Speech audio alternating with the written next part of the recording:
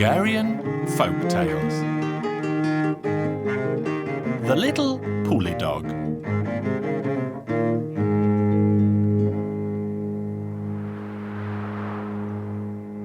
Once upon a time, a very, very long time ago, Jesus roamed the earth with St. Peter. They sought shelter for the night and knocked on many doors of many houses, but no one would let them in because they were dressed as lowly beggars.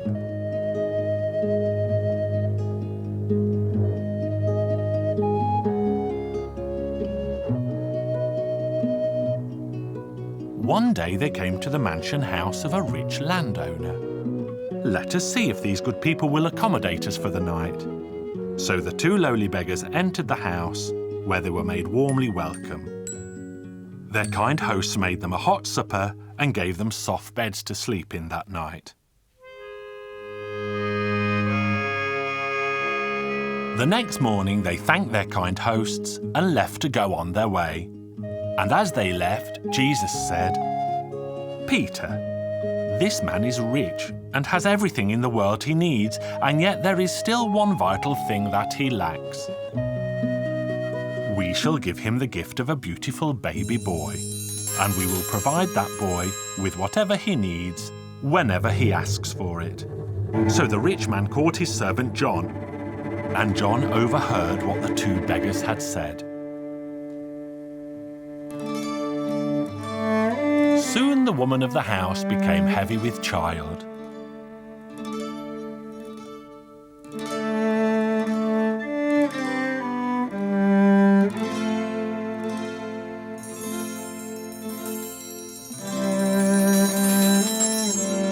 And she gave birth to a beautiful baby boy.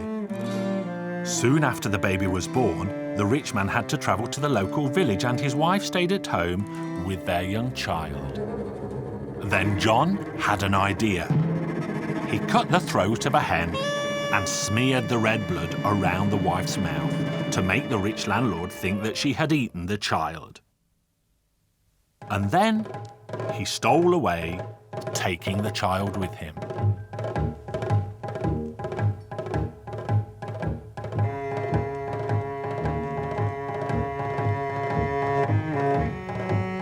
They rode and rode until they came to the town where the king lived. "Here," John said to the boy, "do you see, son, what a splendid palace the king lives in?" "I do, father." "Now ask for a much better one at the other end of the town." And so the boy asked for a palace, and it really was much more spectacular than the one the king owned. The locals soon began to gossip about the magnificent palace that had sprouted out of the ground overnight. Even the king became curious to see for himself, and so he went to the brand new palace and declared that it really was much grander than his own and had everything a man could wish for in a home. The king soon came to like John, and so he let him marry his beautiful daughter. But after the wedding was over, the princess began to question John. "Tell me, John, where did you get this beautiful boy from if you say that you have never been married before? And how come you own such a glorious home? Don't nag me, wife. I shall tell you everything one day."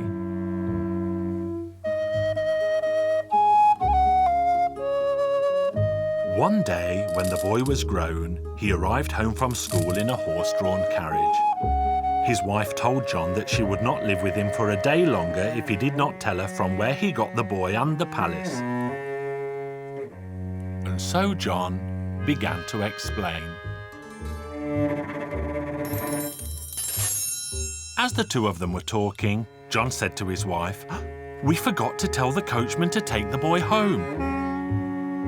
And as they opened the door, they saw that the boy had been standing outside and heard every word they had said. They called him to eat, but instead the boy went down to the stables and told the coachman to saddle him a horse as he planned to leave. When the horse was saddled, he told his father, Now, John, you should turn into a black pulley dog and follow me. Then the boy, who had no name, left for home. By evening, he arrived at a mayor's house, where he asked for shelter for the night. The mayor and his wife made the boy supper, but when they offered food to his pulley dog, he told them not to. Instead, he gave the little dog coal to eat. In fact, the coal was still aflame from the fire. The mayor said, "I have never seen anything like it in my life that a prince should feed a fine dog with burning coal." "Mayor, have you ever heard of a person being buried alive?" "Yes, I have." "And did it happen far from this place?" "It's a long ride by horse from here." In the morning, the prince awoke and again fed the pulley dog with burning coal. And he rode until he eventually arrived at a second village. Here again he sought shelter with the local mayor. They fed him a fine meal, and again he asked for burning coal to feed his pulley dog. The mayor said, "I have never heard of such a thing before. How is it that such a fine dog eats hot coals?" "Yes, but have you ever heard, Mayor, of a person being buried alive?" "I have, and it happened not far from here. If you ride fast, you will soon be there." So after a good night's sleep, the prince continued his journey. He arrived in his own village the next day at noon, where again he sought shelter with the local mayor. They fed him a fine meal, and again he asked for burning coal to feed his pulley dog. "I have never heard of such a thing before. How is it that such a fine dog eats hot coals?" "Yes, but have you ever heard, Mayor, of a person being buried alive?" "Yes, I have, and it happened here." "Is the man still alive who buried the woman alive?"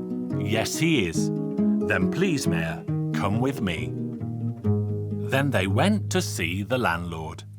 But he had become so poor during the last 16 years that all he had was a pile of burning coal in the middle of his house, and nothing more.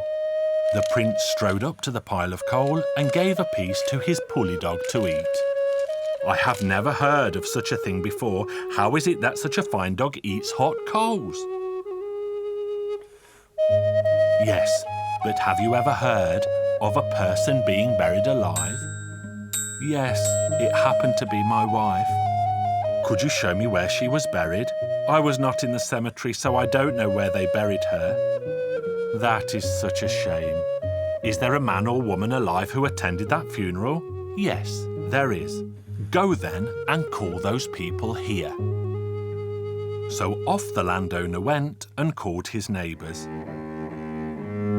Then they went to the cemetery, and the neighbours told the prince which grave was his mother's. As the boy stopped in front of the grave, he said, "Dark wooden coffin, come up to the light." And the coffin came up at once.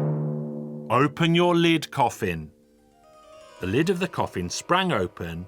His mother was still alive in the coffin, and she was sewing a shirt for her son. Then he took his mother by her arm and led her to his father. "Well, father, do you recognize her as your wife?" "Yes, I do. Pulley dog, you must turn back into John at once." And the pulley dog turned back into John. "Do you recognize this man as your servant?" "Yes." "Do you recognize me as your son?" "Yes." That was why my dear mother had to suffer for 16 long years under the ground. "John, take the horse, ride home, and live a happy life with your wife." The boy stayed with his father, and they became 7 times richer than ever before. And they all lived happily ever after. You may think this a tale, but this story is true.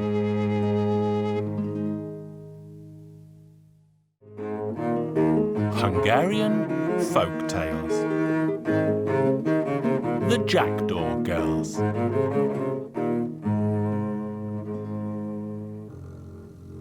Once there lived a mother who had 12 daughters. The 12 girls were very unruly and each had a big mouth. They were always quarrelling with each other.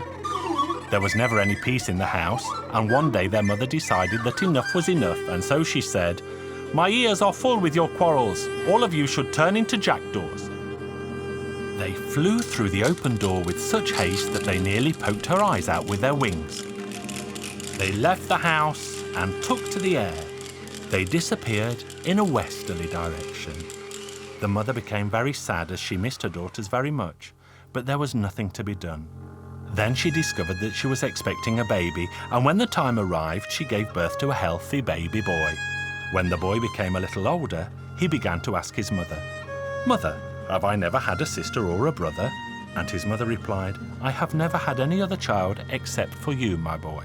But later on, the boy heard the talk in the village that he used to have 12 sisters who turned into jackdaws and flew away forever.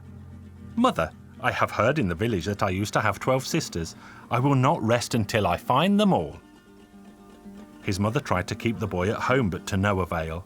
So then she filled a sack full of food and let him leave. As the boy was walking, he caught sight of a hermit's shack in the distance, and he arrived there just as the sun was setting.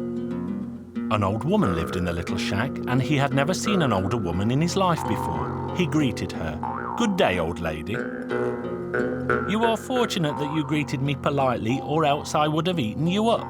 What are you doing in this place that has never been seen by man or beast before?" The boy then told the old woman that he was searching for his 12 sisters who had turned into jackdaws and flown away. "Good. In the morning we shall make inquiries about them." Then she made supper for the boy, and they went to sleep. Early the next morning, the old woman stood outside with the boy beside her, and she blew hard on an old whistle. All the reptiles of the world gathered around in a matter of moments. The old woman asked the reptiles about a flock of jackdaws that never mixed with the other birds. None of the reptiles had any useful answers to her questions, and so the old woman ordered the reptiles to go home. So they all slithered away.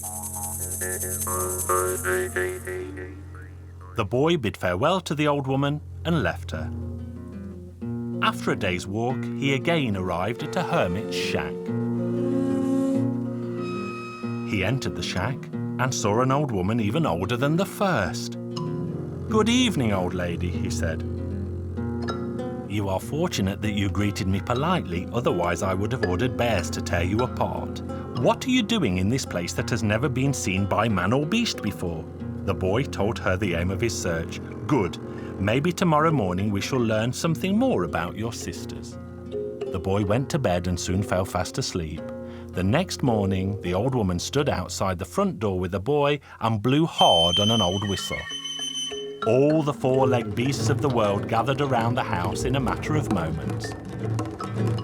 "Do you know anything about 12 jackdaws that always fly alone?" "We know nothing of such birds, and we have never heard of them before," the four-legged beast replied. So the old woman sent them home with a wave of her hand. Then the boy became very sad indeed. He thanked her for her troubles and continued on his way. As he was walking, he spotted a third hermit's shack atop a huge rock, and he arrived there as the sun was setting. He walked into the shack and saw that this woman was even older than the two before her. "Good evening, old lady." "You are fortunate that you greeted me so politely, or else I would have had eagles tear you to shreds. What are you doing in this place that has never been seen by man or beast before?" So the boy told her the story of his journey. "Don't be sad, my child. I am sure that tomorrow we shall hear something about your sisters." Then she made the boy something to eat and made his bed. As soon as the sun came up, the two of them stood at the front door and the old woman blew hard on a whistle. All the winged creatures of the world gathered around the house in a blink of an eye. The old woman inspected the birds and then said angrily, "Someone is missing." Soon a raven arrived and one of its wings was bleeding. "As soon as I heard your whistle, I began to fly here, but while I was flying, I saw a tall red tower. Tower was so tall that it stuck up through the clouds. And the noise the jackdaws made in that tower was worse than anything I had ever heard before, so I decided to rest a while and listen for myself. People passing by made mention of 12 jackdaws. They said that they had been living there for some years now and never let anyone go near them. But as I was eavesdropping, a hunter came along and shot a bullet into one of my wings. That is why I was late to arrive. Yours was the story we needed. You other birds can go now. So now you know where to go.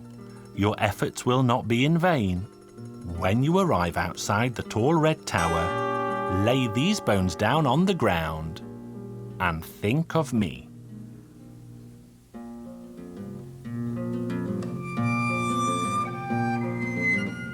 He set out once more, and after many days he arrived at the tall red tower.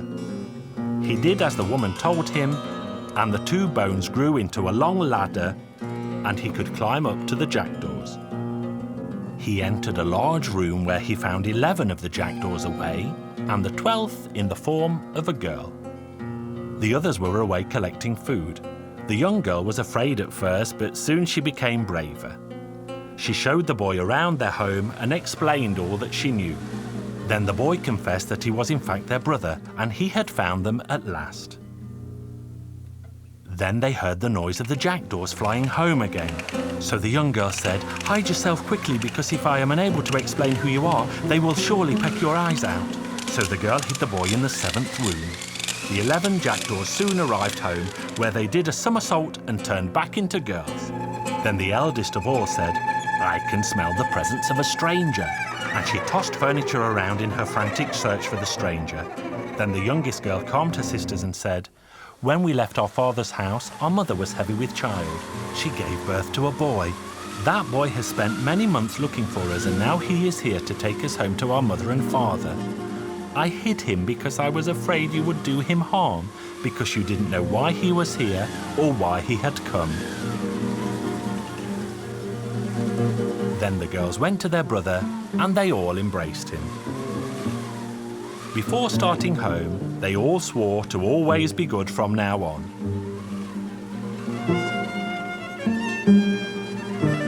They climbed down the ladder, and the boy led them home.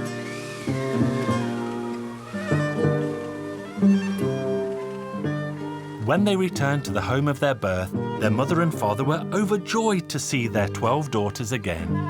From that day on, the girls behaved so very well that they were the pride of their village. All 12 of them found a husband within the year, and all got happily married. And their brave brother found a pretty girl to be his bride, and they all lived happily ever after. Hungarian Folk Tales. First the dance, then the feast. Once upon a time there lived a poor man. He had even more children than a sieve has holes, and he owned nothing more than a small house. But then the poor man was forced to move out of his home because his landlord wanted so much corn in payment for his rent that he had to leave. And so the poor man decided to hide.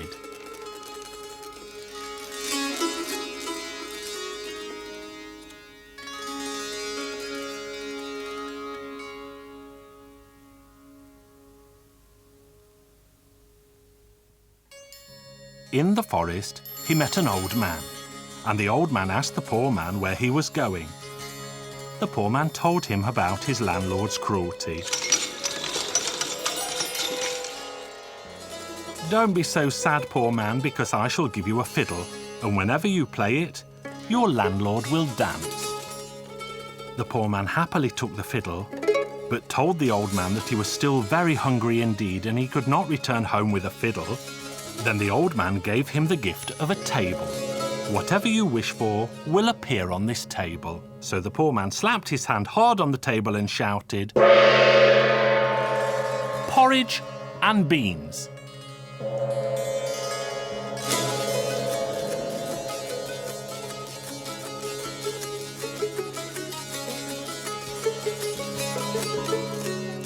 And when the poor man's belly was full, he set off to go home.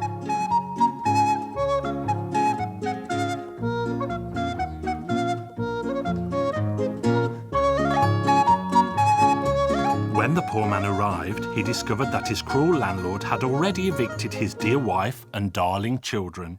"Now I shall pay and you shall dance," and the poor man began to fiddle. And the poor man's landlord danced and danced and danced and grew very tired indeed.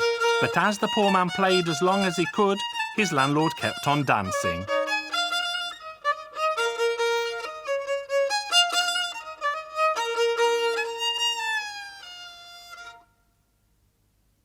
When the poor man took a rest, the landlord ran back to the mayor's office to report that he wouldn't stop fiddling. But the poor man followed the landlord back to the office and began to fiddle again. "Dance, landlord, dance!" Then the landlord danced into the office and shouted. The men in the office soon grew bored with the poor man's fiddling and they ordered him to leave at once. "Now you should dance too," the poor man commanded. And everyone in the mayor's office began to dance around. They put down their pens and danced a merry jig together.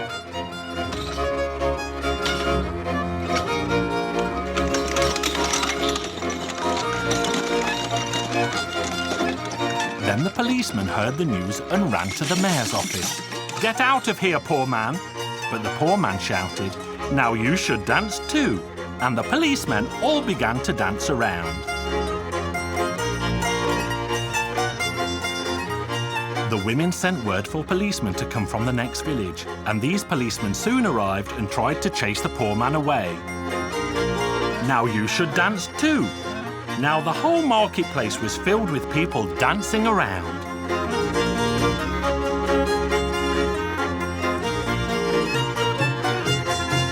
Then the soldiers marched up and the poor man said, "Now you should dance too, as best you can."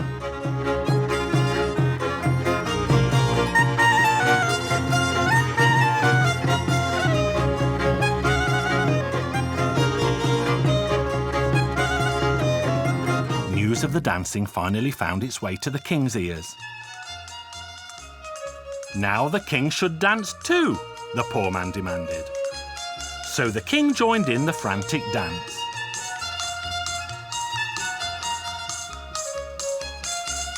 The queen of the kingdom contacted the king from the neighbouring land, and this king arrived with his army, and the country was soon filled with his foreign soldiers.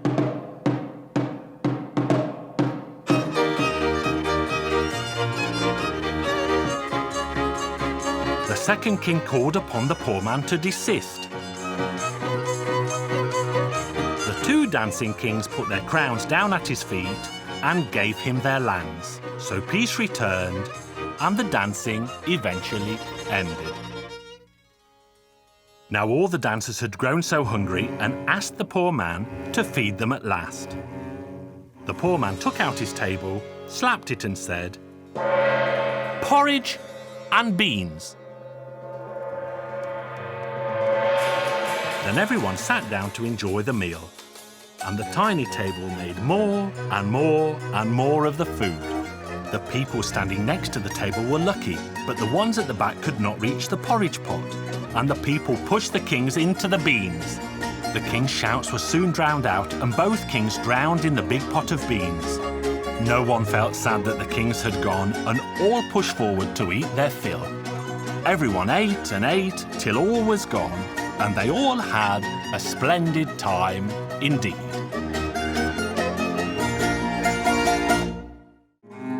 Hungarian Folk Tales. The Contrary Wife and the Devil. Once upon a time there lived a woman who was very contrary.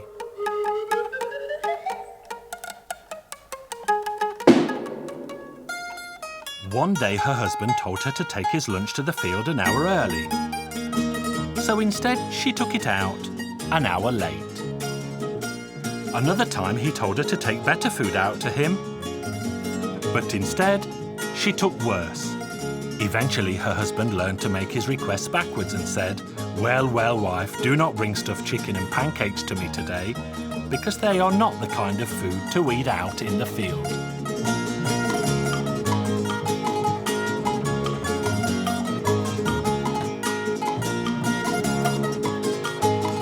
It's true his wife took the food out earlier that day, but she did take her husband his stuffed chicken and pancakes.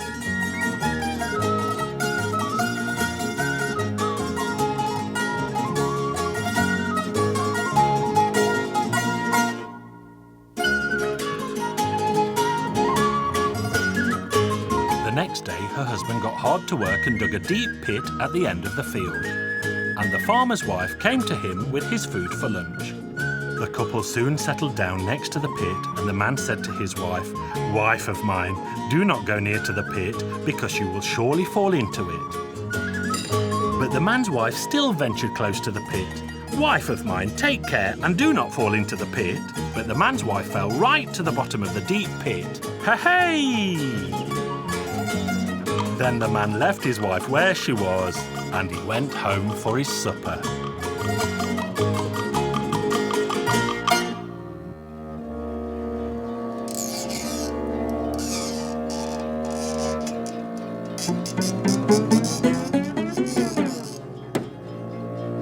The contrary wife tried hard to climb out of the pit, but it proved pointless. "I would even thank the devil if he got me out of here." "Well, here I am," the devil said to the wife. "I came to get you out. Climb onto my back." So the wife climbed onto the devil's back, and he pulled her out of the pit. Then the devil said to her, "Now you can get off." And the woman said, "I will not." So the devil said, "Then take good care, because you will soon fall off." And the devil began to dash madly around the land. Soon the devil grew tired, and he said to the woman, "Get off my back this minute." And the woman said, "No, I will not."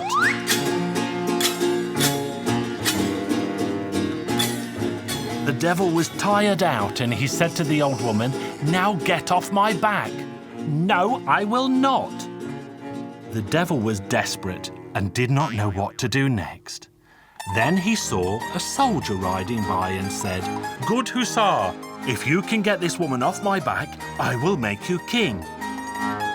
So the hussar got off his horse, walked cursing over to the woman, and told her if she did not get off, he would cut her in two with his sharp sword. But the wife said, "No, I will not." So the brave hussar fought the woman with his sword. "Get off his back, good woman, or I will end your life." "No, I will not." Then the hussar said, "If you won't, then stay sitting on the devil." So then the woman said, "No, I will not." And she leapt off the devil's back, and the devil vanished. The hussar went on his way the following day, and the devil was waiting for him under a bridge as he planned to crown him king. The devil saw the hussar riding towards him. He poked his head out from under the bridge and shouted, "Fine hussar, the woman isn't still here, is she?" "She is not, do not fear." And as the hussar reached him, the devil said, "Now I will make you king. You must go to the king's daughter, and during your journey I will possess her soul. And then her hand will be promised to the man who can drive me out of her. But no one will be able to do this, only you. You simply have to say, 'Jump out, because I want to take her.' But should I possess another of his daughters, you must not drive me out, for then I will possess you, and you will never be free of me again." So now the hussar travelled to the town where he heard the news that the king's daughter had been possessed by the devil.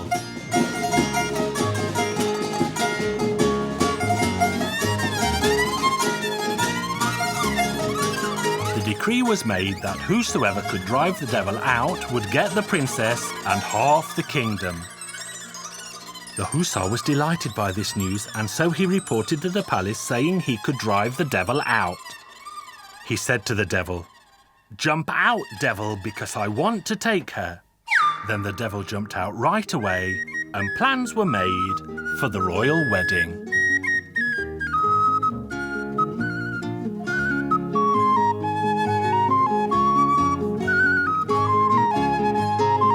Years passed, and the news came that the devil had now possessed the king's second daughter.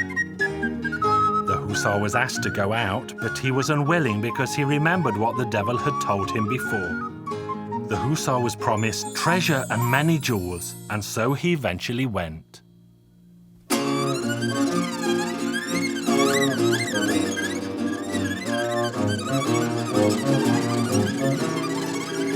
there he said to the devil, "Devil, jump out of there too, because I want to take her." The devil jumped out right away and was about to attack the poor hussar when he stamped hard on his foot and said, "Do you hear, devil? That woman is coming." Hearing this, the devil began to run and run and ran away forever and a day.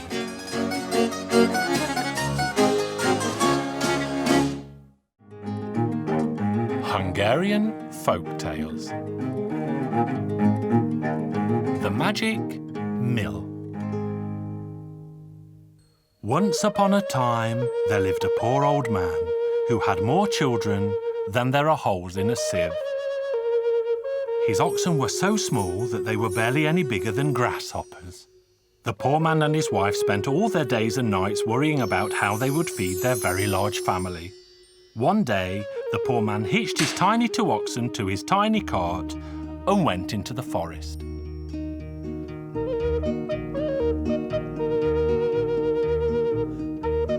The poor man was busy collecting dry branches and stacking them neatly on the back of his cart when he caught sight of a boy and a girl playing in a clearing close by, and the children began to talk to him.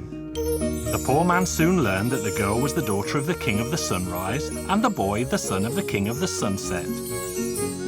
As the 3 of them chatted away, the boy noticed the 2 tiny oxen. The little prince was so besotted with these miniature beasts that he begged the poor man to sell them to him. The young prince appealed and pleaded and promised the poor man that his father, the king, would reward him richly, and so the poor man eventually agreed. When the poor man arrived home without the oxen, there was an almighty argument, and his wife was so angry with her husband that he turned on his heels and left the house for the court of the king of the sunset.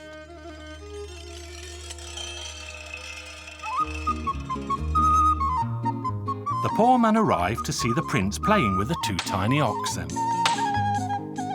"Come, kind sir, come," said the prince, "and let me give you some advice. No matter what my father offers you, you should refuse it and insist that he gives you the magic mill in payment." So the poor man went to the king, who said, "Your 2 tiny oxen give my son such great joy and pleasure that you may have whatever you ask." Then the poor man noticed that the magic mill was on the table, and it was so very small that it looked like a child's toy. So the poor man said, "Your Majesty, the only thing I wish to have in return for my 2 tiny oxen is this tiny mill on your table." The king said, "Sir, you may have whatever you wish for, but not that." "Now then," thought the poor man, "this tiny mill isn't a toy after all, as the king does not want to part with it." The poor man humbly added, "Your Majesty, please let me have this tiny mill so that my children may also have a toy to play with." The king loved his own child very dearly, so he agreed to give the poor man the mill. Then the prince said, "Kind sir, you should leave for your home now, and when you arrive back, place the mill on the table and say, 'Magic mill, give me gold and food to eat.' And when the mill has made enough, you simply say, 'Magic mill, stop your magic now.'" The poor man was delighted with his prize. He then thanked the prince for his kindness, put the tiny mill under his arm, and hurried home so quickly that his feet never touched the ground. He was on his way home when he saw something large and black looming towards him, but he could not for the life of him guess what it was. And what do you think it was? It was a horrible, huge, black hat. Underneath the hat was a man, and the poor man joked with him and said, "Good day, good friend. Isn't that hat too tight for you?" The hatted man replied, "Instead of mocking me, sir, why don't you give me a bit of bread, because I haven't eaten for 3 days straight?" The poor man said, "But I don't have any food with me either." But then he remembered the magic mill and said, "Magic mill, give me good food to eat." The poor man had barely finished speaking when so much food appeared that there was enough to feed a village for a week. "Magic mill, stop your magic now." Then the 2 men ate and talked a while until the hatted man said, "Good sir, your mill is a magical thing indeed, but my black hat also has spectacular powers. Ask for one of anything and it will give you 2 instead. I will trade my hat for your mill." "Sir, I'm not a fool. That's what you think. Just watch this, said the man in the hat. Fire!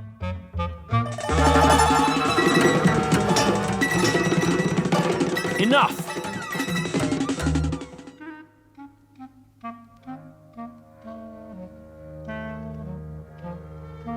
Yes, said the poor man. I see your hat is quite splendid, but a hat such as that would not save me from starvation. But the hatted man appealed and pleaded with the poor man until he eventually agreed to the exchange. When the hatted man walked away, he also left a stick lying on the ground. The poor man was left feeling cheated and sad when the stick suddenly spoke up and said, "Why so sad, master?" "I'm sad because I have lost the little sense I was born with, and I'm sad because I have lost my magic mill that I was foolish enough to swap for a hat." Then, in an instant, the stick hurried away and reappeared with the magic mill. And so the poor man had no reason to feel sad a moment longer. When the poor man returned home, his family surrounded him and rejoiced when they learned that the mill had magic powers. Days and months passed, and one day the poor man was standing at his gate when he saw the king approaching on foot with his wife and son. The poor man asked the king, "Where to, your majesty? Where are you walking on foot?" The king replied, "We're in very great trouble. The king of the north has invaded my kingdom, and I have been forced to flee my home with my beloved family. But don't be sad over such a little matter, your majesty. I will mend matters in no time at all."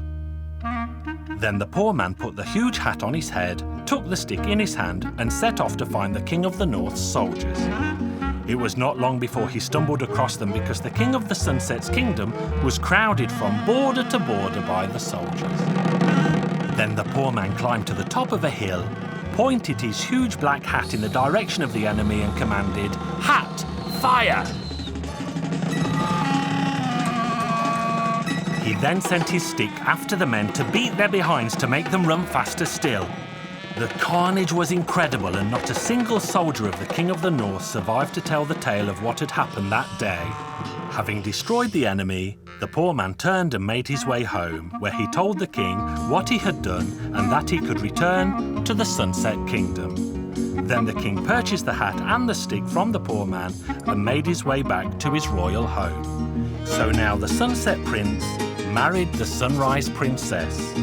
They had a wonderful wedding, and the poor man led the dancing, and if his legs can stand it, he is still dancing to this very day.